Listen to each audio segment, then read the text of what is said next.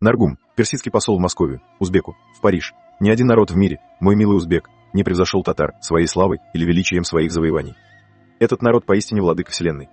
Все остальные как будто для того созданы, чтобы ему служить. Он также основатель и разрушитель империй.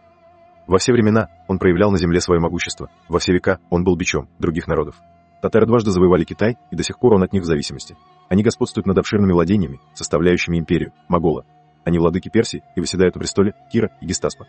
Они покорили Московию. Под именем турок они совершили необъятные завоевания в Европе, Азии и Африке, и они господствуют над этими тремя частями света.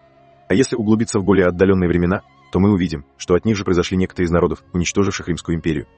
Что значит завоевание Александра в сравнении с завоеваниями Чингисхана? Этому победоносному народу недостает только историков для прославления его чудесных деяний. Сколько бессмертных подвигов погребено во мраке забвения. Сколько они основали империй, которых происхождение мы даже не знаем. Этот воинственный народ, занятый только своей настоящей славой, уверенный в вечных победах, не заботился о том, чтобы закрепить в будущем память о своих прошлых завоеваниях. Москва, 4 числа месяца Рибаба I, 1715 год.